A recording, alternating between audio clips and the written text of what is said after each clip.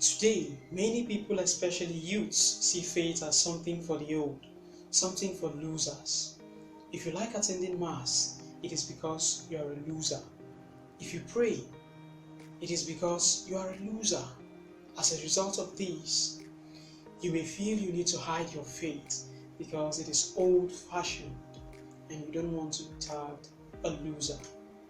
Hi, my name is Desmond Shinshima, and in this video we will consider 4 reasons why it is sensible, in fact wise, to still hold on to faith even as you advance in life. The word faith is equivocal. Everyone gives it his own significance.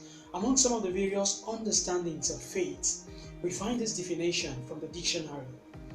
Absolute faith and trust, sometimes rational and sometimes unjustifiable in an idea.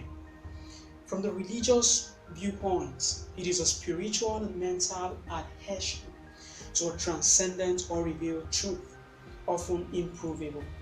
For example, the Christian faith, the Muslim faith, and so on. This definition of faith from the dictionary presents faith as something irrational, a thing for the simple-minded and fanatics. This is not faith in the Christian sense. In Christianity and also in Judaism, the word faith has to do with a trusting relationship, or put in simple terms, it means trust or confidence. Thus, it needs a person to exist. Faith is not a notion. If you say you are convinced that God exists, that is not faith. It may be a true assertion that God exists, but that is not faith. If you think that God is a severe judge, or that He is a God that is far away, or a God who always wants to limit you with His rules, this is not faith. If you are convinced that it is faith, yet it is not faith. Faith is God's humble request that we enter into a friendly and loving relationship with Him. To this invitation, one is free to say yes or no. Many people are ashamed of their faith today. Why?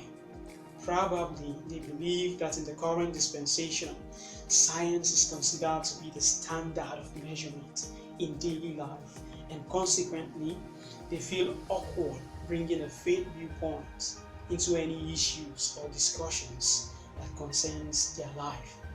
But the great problem may be that they didn't nurture their faith along with the rest of their life, because faith needs nurturing. Faith is not something outside your life, but a way of being. Nurturing your faith is therefore an important task that you need to take seriously. Why is it worthwhile having a good and beautiful faith life even today? Why should you change your mind if ultimately you think being Christian is a rip-off with a lot of renunciations? First of all, because faith puts you in contact, that is, in relationship with God, the essence of life. We all ask big questions about life. Who am I? Where did I come from? What happens after I die? If you don't know the primary cause of your being, the first truth about yourself, you've lost the most important truth about your existence, and you can't be truly happy. If you don't have the answers to the fundamental questions that arise within you, you might be cheerful, smiling, but happiness is something else, because it is connected to the meaning of life. And if meaning escapes you, in other words, if God escapes you, then you've lost it all. The second reason why you should still hold on to your faith is that it puts you in contact with your humanity. It helps you to learn to live your humanity in Jesus Christ. God gave up His life for us. He demonstrated without doubt that the most authentic way to live is to really live and love with the whole of our being. Do you want to bring out the best in yourself? Then love. Do it with passion. Do it for others, and you will be surprised. Look at the saints. Don Bosco, Mother Teresa of Calcutta, Blessed James Alberione.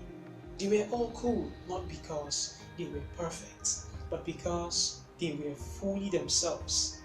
Their humanity blossomed because they loved. They did not live just for themselves, they lived for others. The third reason is that faith puts you into a relationship with others. Jesus gave us only one commandment: love one another as I have loved you. And on this, we should measure our relationship with others. If we do this, it won't matter that so many Christians suck, that so many Christians and non-Christians alike live bad lives. Our chosen model remains Jesus Christ.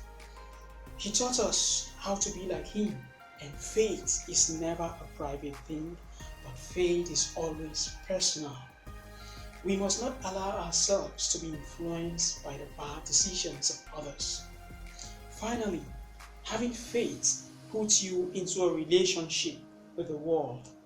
Having faith doesn't mean being outside of the world. Jesus said, "You are not of the world, but you are in the world." We are in the world for better or worse.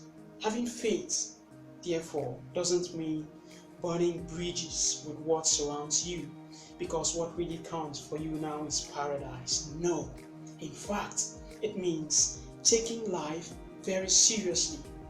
If God so loved the world that He even sent His Son to be sacrificed for the love of the world, then truly our faith pushes us to love passionately all of reality and to do our best to make the world a better place for everyone.